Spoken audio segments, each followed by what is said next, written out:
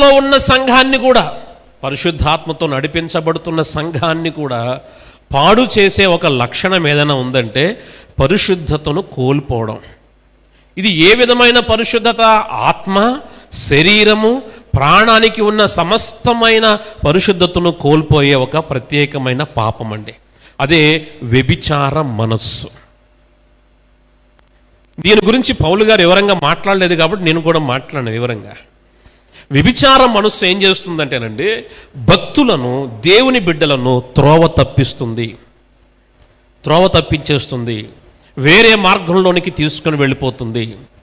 మీరు పరిశుద్ధులగుటయే దేవుని చిత్తం. అరే, విశ్వాసంలో ఉన్నతంగా ఎదుగుతున్నారు, సహోదర ప్రేమలో ఉన్నతంగా ఉన్నారు, అసలు ఒకరినొకరు ఆతిథ్యం ఇచ్చుకోవడంలో ఎక్సలెంట్, అసలు ఏ రిమార్కు లేదు వాళ్ళకి. దైవజనులను గమనిస్తున్నారు, దైవజనులను వెంబడిస్తున్నారు, వాళ్ళు చాలా ఆధ్యాత్మికంగా ఎదుగుతున్నారు. కానీ దైవజనాంగమ్మ గుర్తుపెట్టుకోండి, ఆ సంఘము ఎందులో పడిపోతుందంటే కామాభిలాష యందు ఉందంట. పౌలు అంటున్నాడు, మీలో ఒకడు అనలేదు, మీలో ఎవరో ఒకడు అంటే అర్థం ఏంటి ఇక్కడ? ఇప్పుడు పేతురు గారు అంటున్నాడు ఏమనంటే, ఒకసాట మీలో ఒకడు అన్నాడు స్పష్టంగా. తన తండ్రి భార్యను ఉంచుకున్నాడని ఒకడున్నాడని చెప్పేశాడు. ఇక్కడ అలా అంటలేదు పౌలు గారు, మీలో ప్రతి వాడును ఈ విషయం మీద మనసు పెట్టండి. మీరు ఆధ్యాత్మికంగా ఎదుగుతున్నారు, కృపావరాలు పొందుకుంటున్నారు, మీరు సంఘంలో నమ్మకంగా ఉంటున్నారు, దైవజనులను వెంబడిస్తున్నారు, కానీ ఈ విషయంలో మాత్రం మీరు మనసు పెట్టి, ఇది దేవుని చిత్తమని ఎరిగి పరిశుద్ధత మీద మీ మనసు పెట్టి జారత్వానికి దూరంగా ఉండండి. కామాభిలాష యందు కాకుండా ఎక్కడ పరిశుద్ధంగా ఉండాలి, ఎలా పరిశుద్ధంగా ఉండాలి, ఆలోచనలో పరిశుద్ధంగా ఉండాలి, ఊహల్లో పరిశుద్ధంగా ఉండాలి, మాటల్లో పరిశుద్ధంగా ఉండాలి, ఎక్కడ తప్పిపోతున్నాను నేను అన్న విషయాన్ని గమనించి దాని మీద మీ మనసు పెట్టండి అని వేడుకుంటున్నాడు. హల్లెలూయా. చూడండి, దేవుడు మన ఆలోచనలను చూస్తాడండి. ఆలోచనలు తప్పిపోతున్న సంగతిని చూస్తాడు. హెబ్రీలకు రాసిన పత్రిక 10వ అధ్యాయం 3వ వాక్యం ఒకసారి చూడండి. హెబ్రీలకు ఎల్లప్పుడూ తమ హృదయ ఆలోచనలలో అది తప్పిపోయి దేవుని మార్గాలను తెలుసుకోవడం లేదు. ఎక్కడ తప్పిపోతున్నారు వీళ్ళు అంటే తమ ఆలోచనలు తప్పిపోతున్నారు. చూడండి, చూసిన వ్యక్తులను బట్టి, చూసిన దృశ్యాలను బట్టి, కనబడుతున్న అవకాశాలను బట్టి వారి ఆలోచనలు ఎలా మారిపోతున్నాయంటే చెడిపోతున్నాయంట. వారి ఆలోచనలు, హృదయాలోచనలు చెడిపోతున్నాయి. వారి ఆలోచనలు కామాభిలాష వైపు తిప్పబడుతున్నాయి. వారి ఆలోచనలు అపవిత్రత వైపు తిప్పబడుతున్నాయి. వారి ఆలోచనలన్నీ చెడిపోతున్నారట. వారి ఆలోచనలు దేవుడు ఏం చూస్తున్నాడు ఇక్కడ? మనిషి యొక్క ఆలోచనలను చూస్తున్నాడు.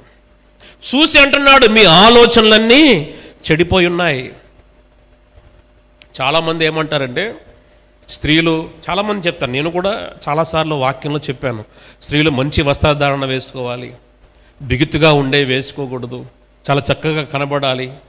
మగపిల్లలు కూడా అలాగే ఉండాలనుకోండి, మగపిల్లలు కూడా చాలా మంచిగా బట్టలు కట్టుకోవాలి, మంచి వస్త్రధారణ ఉండాలి. ఇదంతా నేను కూడా చెప్పేదే.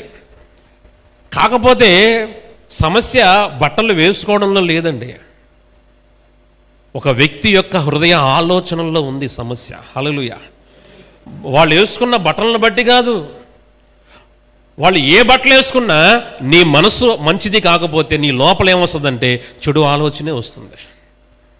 అంటే నీ మనసు చెడిపోయిందన్న సంగతి ఇక్కడ వాళ్ళు ఎలాంటి బట్టలు వేసుకున్నారని చెప్పడం కాదు, నా మనసే చెడిపోయిందని మనల్ని మనం ఏం చేసుకోవాలంటే విమర్శ చేసుకోవాలి. మొదటిగా నేను చెప్తున్నాను, ఈ ప్రపంచాన్ని మనం ఎంత మాత్రం కూడా వస్త్రధారణ విషయంలో మనం ఇంపాసిబుల్, మార్చలేమండి. అలా వెళ్ళిపోతుంది జనరేషన్. మారాల్సింది ఏంటంటే మనమే మారాలి. హల్లెలూయా. ఎటువంటి పరిస్థితుల్లో ఉన్నా మన ఆలోచనలను తప్పిపోకుండా దేవుడు చూస్తున్నాడు. యోసేపు ఏమన్నాడంటే, నేను ఈ రోజు నిన్ను తాకితే పరమందున్న దేవుని ఆజ్ఞ ఏమవుతుంది అంటాడు. ఈ దుష్కార్యమును నేను దేవుని ఎదుట చేయలేను అంటాడు. హల్లెలూయా. అంటే అతనికి ఏ భయం ఉందంటే దేవుడు చూస్తున్నాడు, దేవుడు నన్ను గమనిస్తున్నాడు. నేను ఏం చూస్తున్నానో, తప్పిపోతున్నానా, నా ఆలోచనలు ఎలా ఉన్నాయి, నా చూపు కాదు, నా దేవుడు నా ఆలోచనలు చూస్తున్నాడు.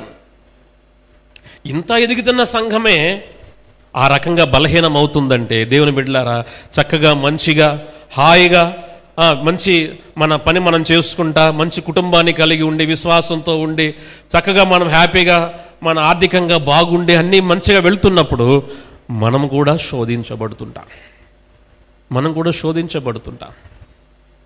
కాబట్టి మన మనస్సు దేని మీద పెట్టాలి? ఇది ఒక చివరి వాక్య భాగం. నేనైతే రాకడను గురించి చెప్పి ముగించాలనుకున్నాను, సమయం అయిపోయింది. కాబట్టి చివరి వాక్య భాగం, మన మనసు దేని మీద పెట్టాలి ఇప్పుడు అంటే మనం ఎంతగా ఎదుగుతున్నామో. పౌలు గారు ఏమన్నాడు స్పష్టంగా అంటే, సులువుగా చిక్కులు పెట్టే.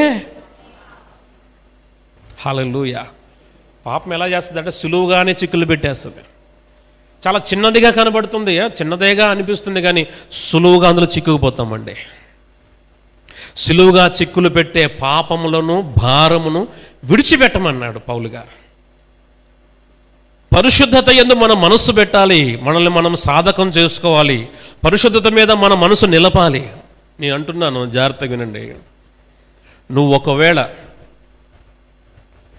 ప్రపంచంలో లేకపోతే సమాజంలో చాలా పెద్ద గుర్తింపు కలిగిన వ్యక్తివి కాకపోయినా పర్వాలేదు, నీ ద్వారా గొప్ప పని దేవునికి జరగకపోయినా పర్వాలేదు, లేకపోతే నువ్వేమీ పెద్ద పెద్ద కార్యాలు దేవుని కోసం చేయకపోయినా పర్వాలేదు, కానీ నువ్వు పరిశుద్ధతను కాపాడుకునే వ్యక్తి అయి ఉంటే గనక నిన్ను బట్టి సైతాను సామ్రాజ్యానికి ఎప్పుడు భయం కలుగుతానే ఉంటుంది. హల్లెలూయా, హల్లెలూయా.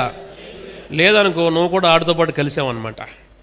వాడేమాత్రం చేసావులే, నువ్వు ప్రార్థన చేసావులే కానీ నీకు వెళ్ళమంటాడు. వాడికి ఏం భయం కలగదు, వాడికి ఏం అసలు ఏమైంది చేయకూడదు కూడా ఉండదు, చేయకూడదు కూడా ఉండదు వాడికి. కానీ మన లోపల పరిశుద్ధత మీద మనస్సు పెట్టి దాని మీద మనం కనుక సాధకం చేసి ఆలోచన తప్పిపోకుండా జాగ్రత్తగా కాపాడుకుంటున్నాం. ఒకవేళ తప్పిపోతుంటే పశ్చాత్తాపడుతున్నాం, ప్రభువా ఈ ఆలోచనలు నన్ను రాకుండా నన్ను కాపాడండి, ఈ ఆలోచన నన్ను బయటకు తీసుకొని రండి అని ఒకవేళ కన్నీళ్లతో దేవుని దగ్గర మనం ప్రార్థన చేస్తే, నేను అంటున్నాను, ఆ వ్యక్తిని దేవుడు ఖచ్చితంగా కనికరించి బయటికి తీసుకుని వస్తాడు. ఆ వ్యక్తిని దేవుడు పరిశుద్ధుడిగా మారుస్తాడు. ఆ వ్యక్తిని దేవుడు యోసేపులాగా నిలబెడతాడు. దేవుడు ఒక వ్యక్తినండి ఉన్నతమైన స్థానానికి తీసుకుని వెళ్ళే ముందు ఆ వ్యక్తిని సంపూర్ణంగా శుద్ధి చేయాలని ఆశపడతాడు. మొదటిగా సాంక్టిఫికేషన్, ఆ తర్వాతే దేవుని దగ్గర గ్లోరిఫికేషన్ అనేది ఉంటుంది. పరిశుద్ధత ముందు తర్వాతే మహిమ వస్తుంది మన దగ్గరికి. మనం ఎంతగా శుద్ధి చేయబడుతుంటామో అంతగా దేవుని మహిమ మన మీదకి దిగి వస్తూ ఉంటుందండి. అందుకనే పరిశుద్ధాత్మ దేవుడు మనకు సహాయంగా ఇవ్వబడినప్పుడు ఆత్మచేత మన ఆలోచనలను పరిశోధించుకొని దేవుని వాక్యం ద్వారా సరిచేసుకొని మనమందరం కూడా ఎప్పుడు కూడా పరిశుద్ధంగా నిలబడగలగాలండి. దేవునికి స్తోత్రం చెల్లి